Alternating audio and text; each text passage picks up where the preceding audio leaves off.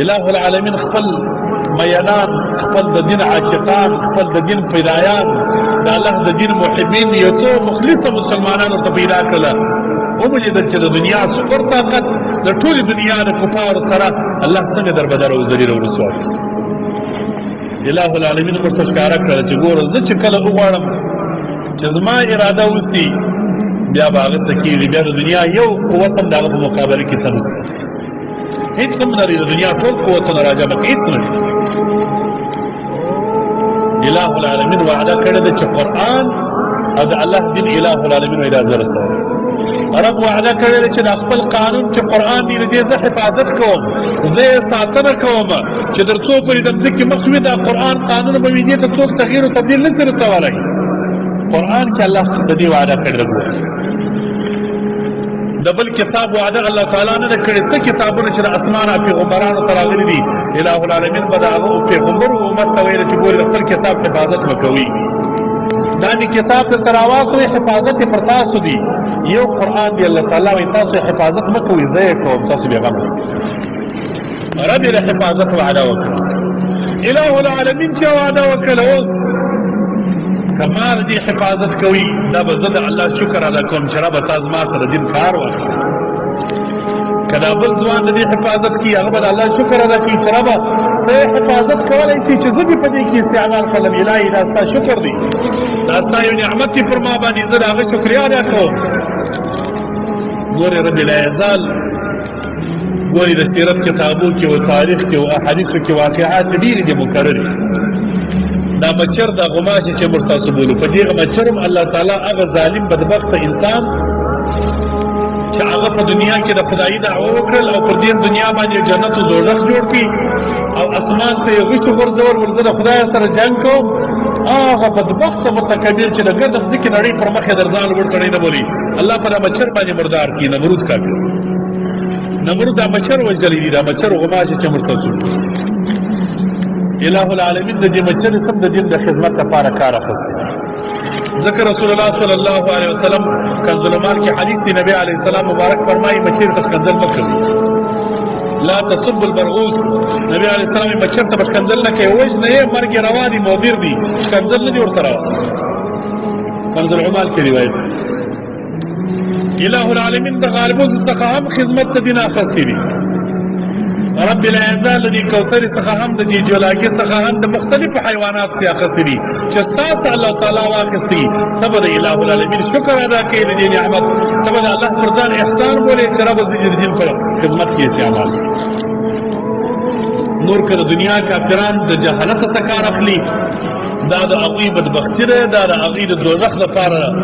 نور اسباب برابرول دي، اسلام ته ضرر نشي رسولی. دا اوس تاسو خبر یاست چې د اختر په ورځ باندې په دې کفري ممالکو کې د دې سویډن په نامه چې کوم کفري ملک دی قرآن پاک یې وسوځي. الله بلاقیب دې د دې ملک د بادشاه صدر ادنا پورې ټول کافران د جهنم په سخت اور وسوځي. رب العزة دې په دنیا کې هم هغه عذاب باندې نازل کړي چې کوم عذاب یې پر مخکې نه پیغمبرانو پر امتو چې د الله نافرماني یې کول پر هغوی یې نازل کړي وو، الله دې پر دې ملک د سویډن باندې نازل کړي. رب العزة دې په آخرت کې په هغه سخت عذاب باندې وسوځي چې هغه عذاب د مځکې پر مخ یو کافر وي د الله دښمن ته الله ورکړي، الله دې په وسوځي. دا چې دې د قرآن بې حرمتي کوي، دا چې دې د قرآن پاک بې عزتي کوي، په دې نامه به یې کوي چې قرآن ته خلک متنفره کوي، په دې نامه به یې کوي چې د الله دین ختم کړي. لا کلا وحاشا ثم کلا وحاشا وثم کلا وحاشا. په ټول عمر دی یو کافر هم د دې تصور نه کوي، نه دا کېدونکی ده، نه د دې امکان شته چې د دنیا کافران دي د الله دین او اسلام او د الله قانون چې قرآن دی د دې ختم کړي. دا هېڅکله کېدونکی نه ده، دا هېڅکله ممکنه نه ده، دا نشي کېدلی.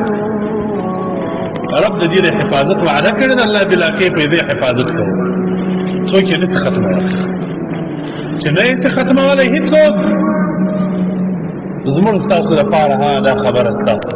د مسلمان دپاره دا فکر پکار دی، سوچ پکار دی چې اوس الہ العالمین دین دی، د الله بلاقیب احکام دی، د الله تعالی کتاب و قانون و قرآن دی. پر ما باندې څه کول پکار دي، زه به یې چې څه وکړم، رب خو خپل دین ساتي، زما دپاره څه کول پکار. مسلمان به چې د خپل ځان سره خپل سوچ او فکر ولري مسلمان به چې د خپل ځان لپاره د ځان د حفاظت لپاره د دې دین غور وکړي او د دې دین کومه ملګرتیا وکړي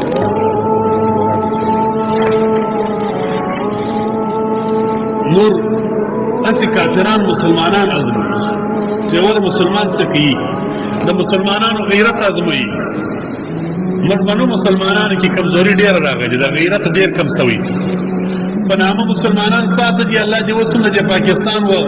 وزیر اعظم ته خیر ورکړي چې اعلان یې وکړي چې نن ورځ د قرآن پاک د لمانځلو ده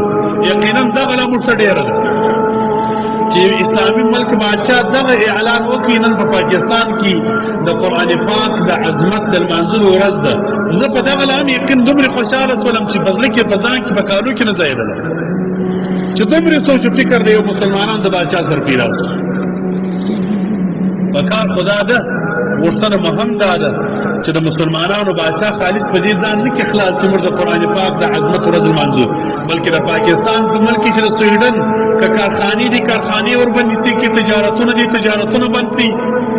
که د دې ملک سره سفارتخانې دي هغه وربندې شي که د دې ملک کافران دي هغه پسې وایستل شي د دې ملک سره ټول لا تعلقي اعلان شي اچھا هم مطلقاً د کافر او د مسلمان په مابین کې محبت او الفت ناروا دي کافر او مسلمان په مابین کې الفت او محبت نه سره کوي نه دي روا د کافر او د مسلمان دوستي نه سره کېدلی بیا چې کله داسې معاملات په مابین کې راځي د کافرانو لخوا په داسې حال کې به بالطریق اولا فرض دي د مسلمانانو پر بادشاہ باندې د مسلمانانو پر امیر باندې دا فرض دي چې هغه به د کافرانو سره لا تعلقي اعلانوي د کافرانو سره تجارتي تعلق ختمي د کافرانو سره رابطې ختمي دا فرض دی او دا غوښتنه ده د کافرانو په باب چې د مسلمانانو د بادشاہ څخه چې د کافرانو سره تعلق بند خاص کر دا ظالم کافر نور زما مقصد دا و چې الله بالعقیب د خپل دین د حفاظت وعده کړې ده په دې به مسلمان فکر او سوچ نه خرابوي چې هسې نه چې د خدای دین ختم شي نه ختمېږي انا نحن نزلنا الذکر وانا له لحافظون الله بالعقیب وایي قرآن ما نازل کړی دی زه د دې قرآن لپاره حافظ یم زه د دې قرآن پاک ساتنه کوم چې زه وغواړم هغسې به کېږي الله یې د حفاظت وعده کړې ده ګوره رب د خپل وعدې مخالفت نه کوي در الله صادقه نسته په خپل قول کې رب یې وعده کړې ده قرآن زه ساتم زه یې حفاظت کوم چې الله بالعقیب د حفاظت وعده وکړل بیا د بل چا خبره نه کېږي دا ولې د نورو دینو ما درته ویله د نورو کتابو الله بالعقیب وعده نه ده کړې چې زه یې ساتم یو د قرآن پاک په باب کې الله وعده وکړله وجه څه وجه دا ده چې قرآن یو دائمي قانون دی مخکني کتابونه چې وه دا به د یو محدود وخته پورې وه موسی علیه السلام ته تورات ورکول شو تر هغه ساعته و چې عیسی علیه السلام پیدا کړي چې عیسی علیه السلام پیدا شو تورات ختم شو عیسی علیه السلام ته انجیل ورکول شو در هغه زمانې و چې نبي علیه السلام پیدا کړي چې نبي علیه السلام پیدا شو انجیل ختم شو نور ټول کتابونه آسماني چې د الله کتابونه دي هغه کتابونه د یو محدود وخته پورې و د یو څه زمانې پورې و ختم شو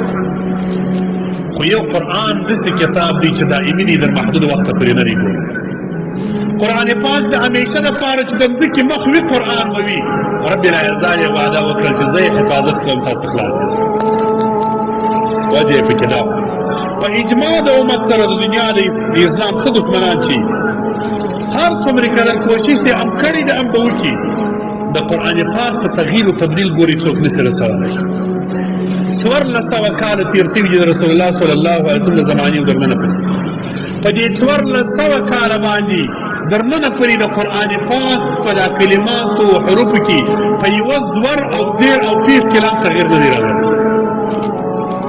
زور هم د ځای نه دی بې ځایه سوی یو زیر هم د ځای نه دی بې ځایه سوی یو پیش هم د ځای نه دی بې ځایه سوی چې هغه طریقه باندې چې 1400 کاله مخکې حضرت جبرائیل علیه السلام د الله بالعقیب دخوا و محمد رسول الله صلی الله علیه وسلم ته پر څه طریقه باندې را نازل کړي پر هغه حال باندې قرآن پاته دی محمد رسول الله صلی الله علیه وسلم در مبارکی خلی چې پر کم حروف راوتلي دي و مبارکو اصحابانو ته نن پر هغه طریقه باندې هغه حروف راغال پاته دي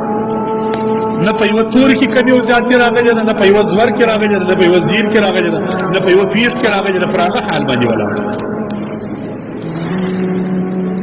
کله د چا په غلطیاوې راغلي وي که نه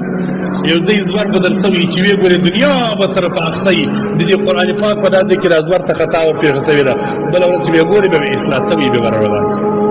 داسې نشي کېدلی چې هغه خطا د قرآن پاک دي شایع شي انسانان دې قبوله کړي خلک دې په خبر نه شي په خلکو کې دې رایجه شي او قرآن کې دې غلطیا وي دا نه تر قیامته پېښېدونکې نه تر اوسه پېښ شوې ځکه رب لا یزال وعده کړې ده ما درته ویل اله العالمین د خپل وعدې موافق الله بلا کیف حفاظت